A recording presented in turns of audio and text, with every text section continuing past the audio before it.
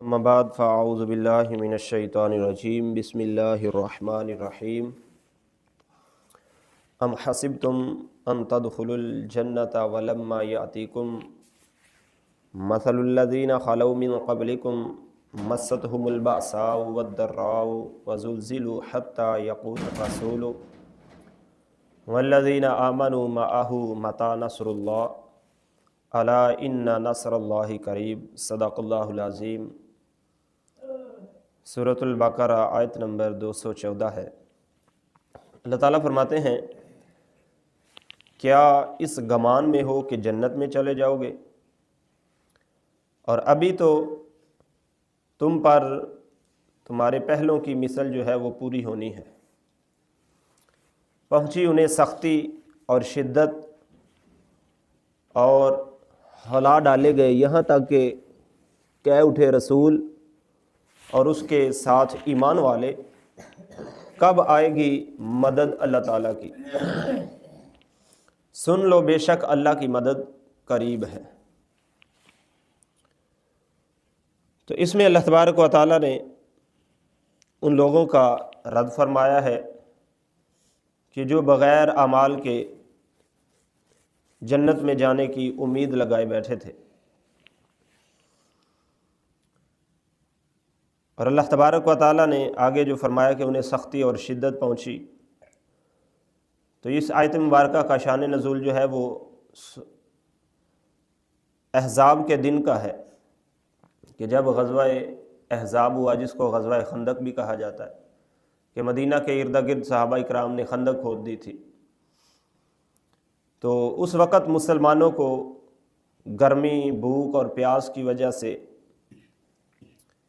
پریشانیوں کا سامنا کرنا پڑا۔ تو اس وقت صحابہ اکرام رضی اللہ تعالیٰ عنہم نے کہا کہ کب آئے گی اللہ کی مدد؟ تو یہ کلمہ انتہائی شدت کے وقت ان حضرات کے منہ سے نکلا تھا، یعنی بہت زیادہ بھوک اور پیاس اور محنت کرنے کی وجہ سے جب کھانے پینے کو بھی کچھ نہ تھا، تو پھر ان کی زبان سے یہ جملہ نکلا۔ تو یہ کسی شبہ کی بنا پر نہیں تھا اور نہ ہی رب کی ناراضگی کی وجہ سے تھا، بلکہ یہ بے قرار ہو کر ان کی زبان سے نکل گیا تھا کہ خدایا کب ہماری مدد کرے گا۔ تو یہ بھی ایک قسم کی دعا ہی ہے کہ جب بندہ مشکل میں ہو تو پھر اللہ تبارک و تعالیٰ کو ہی پکارے، اور اللہ ہی ہر مشکل سے نکالنے والا ہے۔ تو اللہ کے پیارے حبیب صلی اللہ علیہ وسلم کے صحابہ اکرام نے مشکل میں اللہ تبارک و تعالیٰ کو ہی پکارا۔ تو اللہ تعالیٰ نے فرمایا کہ سن لو بے شک اللہ کی مدد قریب ہے، یعنی انبیاء کرام اور مومنین سے کہا گیا کہ گھبراؤ مت، اللہ تبارک و تعالیٰ کی مدد بالکل قریب ہے۔ یا اے محمد صلی اللہ علیہ وسلم کے صحابہ کرام، اللہ کی مدد قریب ہے، پریشان ہونے کی ضرورت نہیں۔ تو پھر اللہ تبارک و تعالیٰ نے مدد فرمائی بھی کہ اس غزوہ میں اللہ تعالیٰ نے مسلمانوں کو فتح اور نصرت عطا فرمائی تھی۔ آگے اللہ تعالیٰ نے فرمایا یسألونک ماذا ينفقون قل ما انفقتم من خیر فللوالدین والاقربین والیتامى والمساکین وابن السبیل وما تفعلوا من خیر فإن اللہ بہ علیم۔ تم سے پوچھتے ہیں کیا خرچ کریں، تم فرماؤ جو کچھ مال نیکی میں خرچ کرو تو وہ ماں باپ کے لیے، قریبی رشتہ داروں کے لیے، یتیموں اور محتاجوں کے لیے اور راستے کے مسافروں کے لیے خرچ کرو، تو یہ تمہارے لیے بلائی کا کام ہے، بے شک اللہ اسے جانتا ہے۔ تو پتہ چلا کہ اللہ تبارک و تعالیٰ کی راہ میں مال خرچ کرنا یہ اللہ تعالیٰ کو بہت پسند ہے، اسی لیے اللہ تبارک و تعالیٰ نے کئی مقامات پر قرآن پاک میں اپنے راستے میں مال خرچ کرنے کا حکم ارشاد فرمایا ہے۔ اور اس سے اشارتاً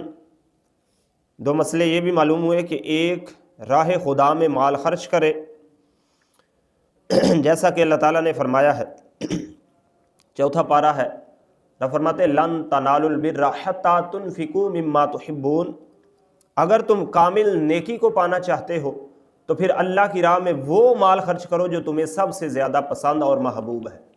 تو جب اپنا پسندیدہ مال اللہ کی راہ میں خرچ کریں گے تو اللہ تبارک و تعالیٰ اپنی محبت عطا فرما دیں گے۔ آگے فرماتے ہیں کہ شب برات میت وغیرہ کا کھانا، یہ بھی جو ہے وہ خیرات میں آ جاتے ہیں۔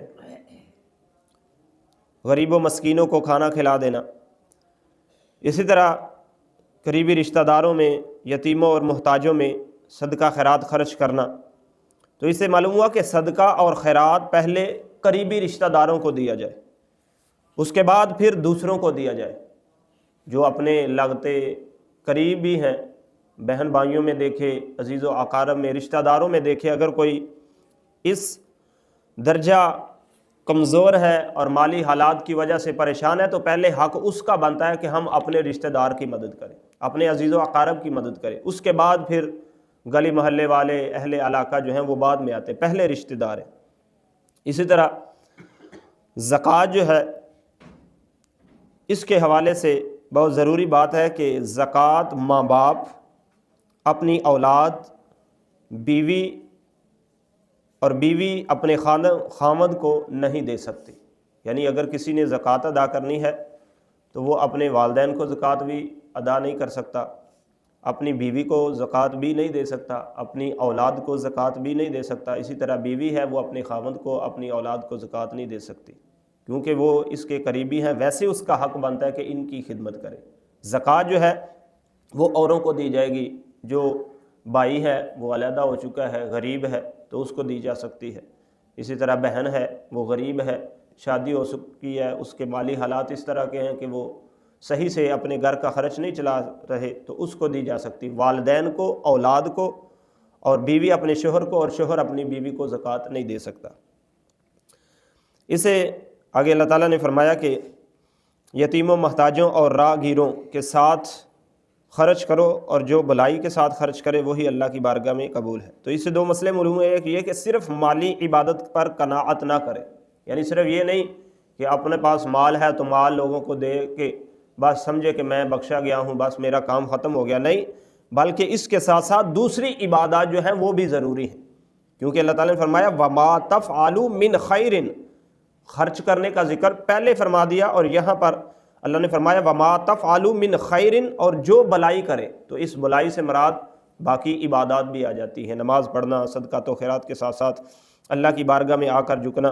یعنی اس میں تمام وہ سارے فرائض اور نوافل شامل ہیں جو مال خرچ کرنے کے علاوہ ہیں،